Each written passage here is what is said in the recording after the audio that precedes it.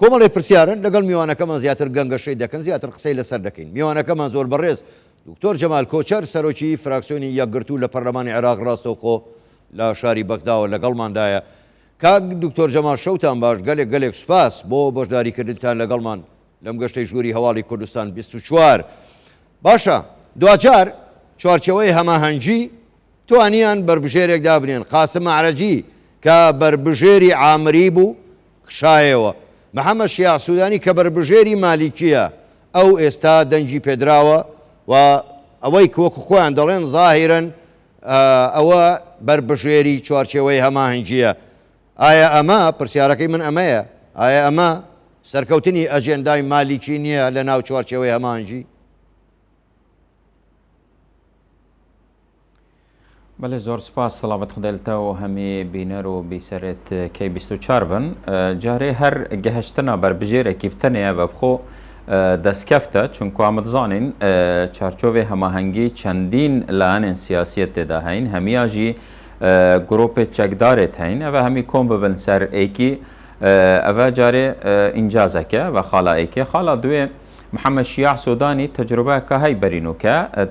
یا وەزیراتیە و یا پەرلەمانتاریەت هەردوو کادا تا ڕادەیەکی سەرکەفتی بووە خاڵاسیە احتیمالە وەخت مالکی و هادل عامری و دەستەکە یعنی چارچۆڤێ هەماهەنگیە تەنازلش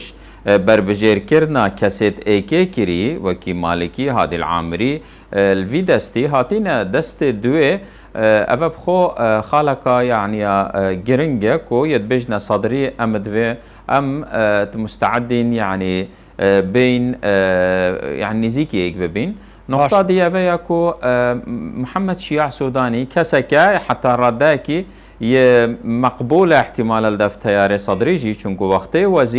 وزيركت هاتا قلمدانش وزيرت باقجو خدمت کار بوي سركفتي بوت وزارة خدا و همي خال ولد كان كوان بيجين اگر محمد شياع سوداني با انجي مالكي بخوبا فرقا گلا كمزن بين هر دو كادا هي كواتا اگر چی ایو آماجتان بودا که و پیچه صدر یا خود تیاری صدری هیچ کێشەیەکیان لەگەڵ شیاع سوودانی نەبێ. پێدوایە تیاری سەدری هەروە بە ئاسانی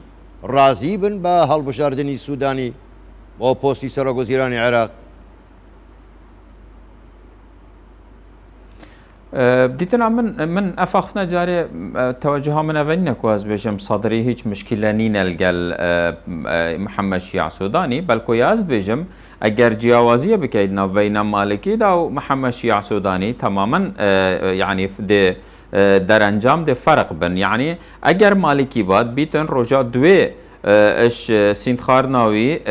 خۆ پێشاندانە دەست پێ کردبان بەس بۆ محەممەد شیاع سوودانی احتیمالە پشتی دو هەیڤ یان سێ هەیڤ اش نیکا خۆ پێشاندان دەست پێ بکەن. عموما هەر کەسێکێ مالکیژی دانیتم دیتنا من دێ دژاتیاوی ئێتەکردن نوکەڤێک کێف حکومەتا داهاتیە بەرامبەر بەرپرساتیەکە گەلەکە مەزن وێت حکوومەتێک بیتن یا ئێکێ یا خزمەتێ بیتن یا دوێ یا دەستپاک بیتن و دژی گەندەلیە بیتن یا سیە وێتن حدێکی بۆ گەلک گرۆپێت چەکدار بدانیتن یا چارێ وێتن حکوومەتێک بیتن هەیبەت و قەرار و سیادا دەولەتە عێراقی پارێزیتن یا پێنجێ وێت حکومەتێک بیتن یعنی مؤسسات دولت آواکتن نکو و حقوقی حتی نو که 18 ساله مؤسسات اشخاص هاتینا آواکرن یعنی گروپ هاتینا آواکرن. نقطه دی اویا کو ویتن حکومتک بیتن حکومتک الکترونی برافوی و بچیتن هر سرک وزیره که بیتن و هر ششانه کتن دیتن نامنش بلی صدری شقام جیه دی تحملاوی ناکتن چونکو جیاوازی که گله کم مزن اف ساله دایت مشکو و تیگهشتن خلکی دا چه بویش ساله پار. زۆر باشە کار دکتۆر جەمال ئێوە ئاماژەتان بە یەک خاڵی زۆر گرنگ کرد ئەوانەی کە تۆ بژاردت هەموو ئەوە داواکاریەکانی تەیاری سەدری بوون با وای دابنێن محەممەد شیاع سوودانی توانی حکوومەتەکەشی پێک بێنێ پێ دوایە بتوانێ ئەو کارانە بکات ئەوانەی کە ئێوە بژارتان کە پێویستە بیکا لە ناویانە کۆنتترۆلکردنی میلیشیا چەکدارە شیعەکان کە داواکاری سەدریەکانە پێ دوایە بتوانێ ئەو کارە بکات. بديتنا من فيتن يعني بكتن واجر نكتن حكومتاوي بخو يعني اولان سياسيه بخو حكومتاوي دي فاشل كان چونكو كيا حتانو كامناهي تكداي كيا